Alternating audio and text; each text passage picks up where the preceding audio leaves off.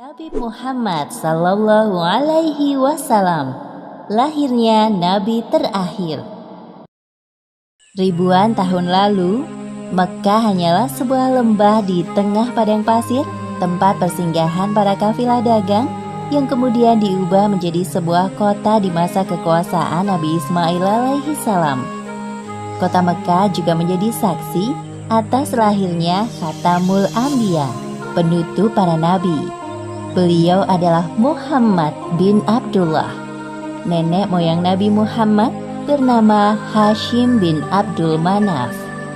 Saat Hashim berkuasa, kota Mekkah terkenal dengan pusat perdagangannya yang makmur. Tidak ada yang dapat menyaingi kemampuan berdagang masyarakat Mekkah pada saat itu. Namun sayangnya, kehebatan masyarakat Mekkah dalam berdagang tidak sebanding dengan kebiasaan jahiliyah yang sering mereka lakukan. Hei, lihatlah burung itu. Sedari tadi ia terbang di atas kepalaku, lalu berbelok ke arah kiri. Nenekku pernah berkata, jika burung itu berbelok ke arah kiri, maka kau akan tertimpa sial. Benarkah ucapanmu? Ya, tentu saja.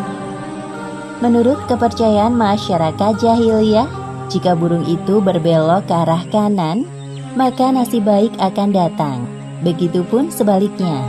Orang-orang Arab pada masa jahiliyah sangat percaya pada tahayul. Kebiasaan jahil lainnya adalah tentang penyembahan berhala.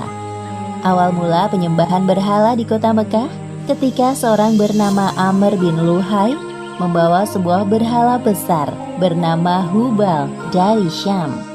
Lalu diletakkan berhala Hubal itu di sekitar Ka'bah dan ia menyuruh orang-orang menyembahnya. Ayo cepat, bawa kemari minumannya. Kerongkonganku rasanya kering sekali. Sabarlah sebentar kawan. Bagaimana kalau kita berjudi sambil minum-minum? Tawaranmu sungguh menggiurkan. Tentu aku tidak bisa melewatkannya kali ini. Hei, kamu yang duduk di sana, panggil para penari untuk menghibur kami. Tidak hanya berjudi dan minum arak, pencurian, perampokan juga hal yang sering terjadi. Sasarannya orang asing yang mereka temui di jalan. Hei kau, cepat turun dan serahkan semua harta yang kalian bawa. Mulai saat ini, kau dan istrimu adalah budak di rumahku. Kalian berdua jangan sekali-kali berani melawanku, atau nyawa kalian melayang. Tak terasa tahun demi tahun berlalu dengan cepat. Kepemimpinan Hashim digantikan oleh pemimpin yang lebih muda dan berkompeten di saat usianya telah lanjut. Sebelum beliau meninggal, Hashim mewariskan banyak sekali harta kepada Abdul Muthalib. Wahai keponakanku, semua ini adalah harta milik ayahmu. Kau pantas mendapatkannya. Terima kasih, wahai paman. Aku akan menggunakan semua harta peninggalan ayahku untuk kebaikan. Saat ini, Abdul Muthalib berperan sebagai Siqayah, yaitu orang yang bertugas menyediakan air dan makanan bagi pengunjung Ka'bah. Saat itu, Ka'bah sangat ramai dikunjungi oleh orang-orang, melebihi gereja Al-Quds di Yaman milik Raja Abraha. Namun, seiring berjalannya waktu, persediaan air semakin menipis. Pada saat itulah Abdul Muthalib teringat tentang cerita sumur Zam-Zam. Banyak orang mengatakan bahwa sumur Zam-Zam telah tertimbun tanah ratusan tahun yang lalu, jadi mustahil jika ditemukan. Sepertinya aku harus menemukan sumur Zam-Zam itu. Apalagi tugasku sekarang sebagai Siqayah. Kemudian beliau memanggil salah satu putranya yang bernama Harits. Wahai Harits, anakku, kemarilah. Dapatkah engkau menemaniku mencari sumur Zam-Zam yang telah tertimbun tanah ratusan tahun lamanya itu? Baiklah, dengan senang hati aku siap membantumu mencari sumur Zam-Zam itu, wahai ayah. Abdul Muthalib dan Harits berpencar dalam menggali di beberapa tempat, namun tidak ada hasil. Wahai ayah, apa mungkin sumur Zam-Zam benar-benar telah lenyap tertimbun tanah? Wahai anakku, kalau kita bersabar, Allah akan memudahkan pencarian kita. Orang-orang yang melihat perbuatan Abdul Muthalib dan Harits hanya bisa mencemooh. Wahai Abdul Muthalib, mengapa engkau mengerjakan perbuatan yang sia-sia? Sumur itu telah lama hilang tertimbun tanah. benar yang dikatakannya. Bukankah dahulu nenek moyang kita, Mudzaz bin Amr, pernah mencari tapi juga tidak berhasil? Sudahlah, biarkan saja dia. Lagi pula kita telah mengingatkannya. Abdul Muthalib terbangun dari tidurnya karena mendengar suara. Ia seperti mendapatkan petunjuk tentang keberadaan sumur Zam-Zam dalam tidurnya. Keesokan harinya, dengan penuh semangat, Abdul Muthalib dan Harits kembali menggali di antara berhala Isaf dan Naila. Tiba-tiba air memancar. Ayah, lihat, ada air. Alhamdulillah. Ayo Harits, gali terus. Sekarang, dengan diketemukannya sumur Zam-Zam, Abdul Muthalib tidak khawatir lagi untuk memenuhi persediaan air dan keperluan bagi pengunjung Ka'bah. Hari demi hari berlalu, Abdul Muthalib merasa kewalahan dalam mengemban tugasnya sebagai sikayah. Untuk itu beliau bernazar. Ya Tuhan, andai saja aku punya 10 anak laki-laki yang dapat membantuku, pekerjaan ini akan terasa lebih ringan. Jika Engkau berkenan mengabulkannya, akan aku persembahkan untukmu 1 orang dari mereka. Ternyata takdir menentukan bahwa Abdul Muthalib memiliki 10 anak laki-laki. Saat mereka dewasa, dilakukan undian. Setelah diundi beberapa kali, nama yang muncul selalu sama, yaitu Abdullah, si anak bungsu. Wahai anak-anakku, sebenarnya hal ini sangat berat untuk aku lakukan. Tapi aku telah terlanjur bernazar. Sebenarnya tidak sampai hati, Abdul Muthalib mengatakan tentang nazarnya kala itu. Wahai saudaraku, jangan engkau lakukan itu.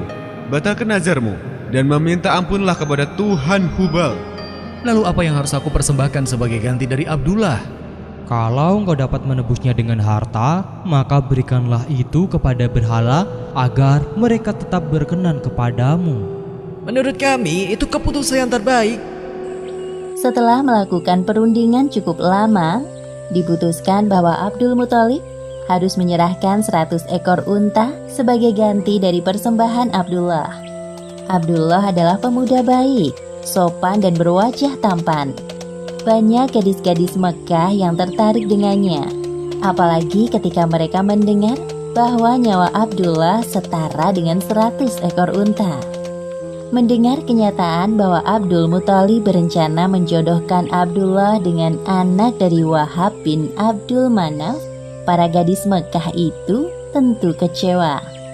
Allah Subhanahu wa Ta'ala telah menentukan jodoh Abdullah dengan Aminah, gadis yang memiliki nasab yang paling baik di kalangan suku Quraisy. Akhirnya mereka berdua menikah. Wahai istriku, musim semi telah tiba. Ini tandanya aku harus melakukan perjalanan dagang ke Syam. Pada saat itu, Aminah sedang hamil muda. Jika itu memang kewajibanmu, pergilah wahai suamiku. Meskipun sesungguhnya aku sangat berat untuk melepas kepergianmu. Simpan kekhawatiranmu, wahai istriku. Aku sekarang ini harus bekerja keras untuk calon bayi yang ada di dalam kandunganmu ini. Keesokan harinya, Abdullah berangkat bersama kafilah dagang yang lain. Aminah melepas kepergian suaminya dengan doa.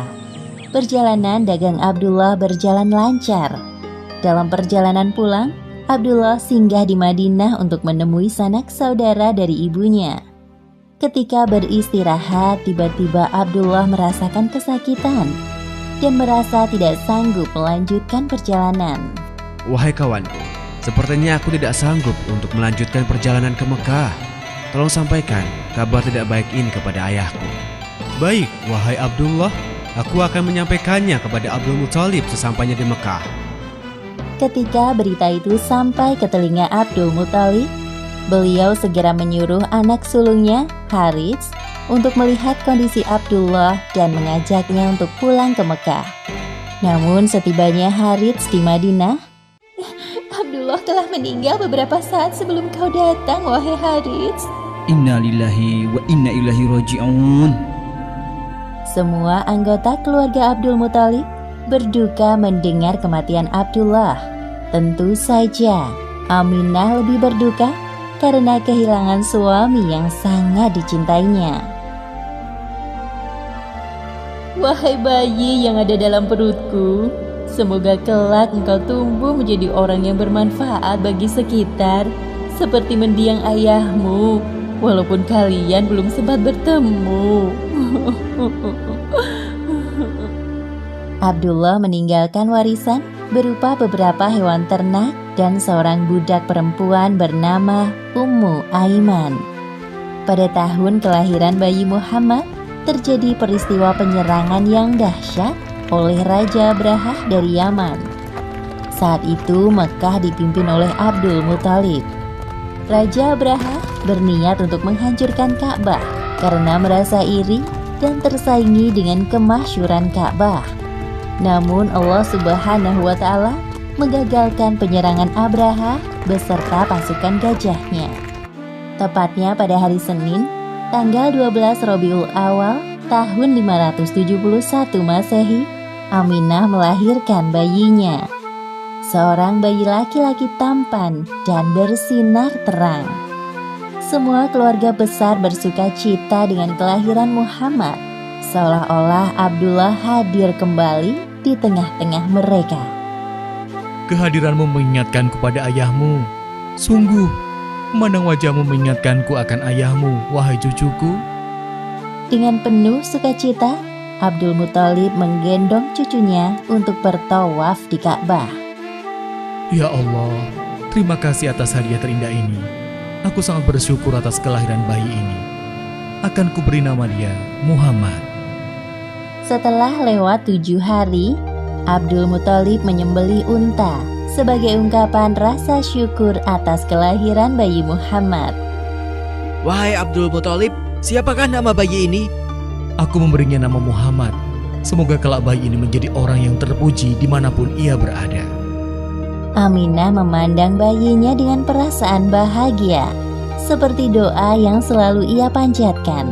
Allah Subhanahu wa Ta'ala telah menakdirkan Muhammad menjadi orang yang berpengaruh dalam mengubah sejarah dunia. Seperti yang disebutkan dalam Al-Quran, Surat Al-Anbiya ayat 107. Dan tiadalah kami mengutus kamu, Muhammad, melainkan untuk menjadi rahmat bagi semesta alam. Demikianlah akhir kisah lahirnya Nabi terakhir, Muhammad Sallallahu Alaihi Wasallam. Beberapa hikmah yang dapat kita ambil dari kisah ini, diantaranya, pertama, kesabaran dan niat baik dalam melakukan pekerjaan akan dimudahkan oleh Allah Subhanahu wa Ta'ala, seperti tekad kuat Abdul Muthalib dalam menemukan sumur Zam-Zam untuk memakmurkan Ka'bah. Kedua, jangan terlalu lama larut dalam kesedihan, karena semua yang bernyawa pasti mati dan digantikan dengan generasi baru, seperti kelahiran bayi Muhammad yang menjadi penyejuk hati bagi keluarganya setelah kematian Abdullah. Wallahu a'lam bishawab.